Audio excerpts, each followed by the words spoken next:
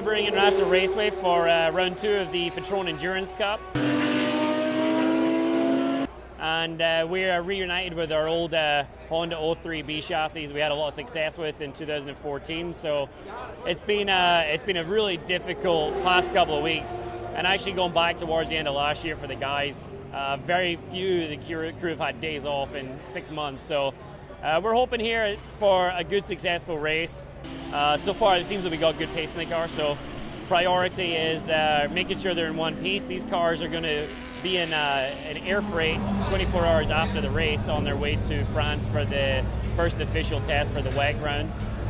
So as much as we really want to go out there and push, we also know that our season starts in April with these cars in Europe. So get through a good, successful no contact race. If we can fall like we did last year and try and get the car on the podium, I think that's going to be very achievable. Obviously being a Patrón Endurance Cup, we're the sponsor of the event. It's always nice to make sure we have a good event for them. I absolutely love Sebring. Sebring is my favorite track and favorite event. I was going to say in the world. After Le Mans, it's my favorite event. It's definitely my favorite event in the US. The track is just so unique. The track has so much character. It turned 17, everything's been so bumpy. It's fast, it's slow, it's just a good mix, and it's a really good place to do multi-class racing.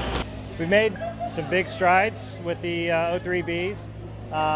Really happy we're in the open car this weekend, especially because of how hot it is. It's supposed to be 90 or 91 tomorrow, which is hard on everyone. The fans, the crew, and the drivers especially. It's going to be a hot race for sure, but you get this sometimes here at Sebring, a place I've been coming to for quite some time.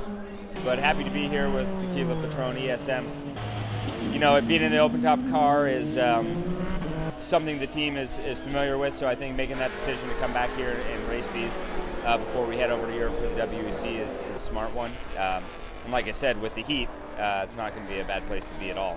It's certainly a really, really awesome track. I mean, tons of history, of course, but unique in a lot of ways, being on an old air base with a mix of concrete and asphalt, extremely bumpy.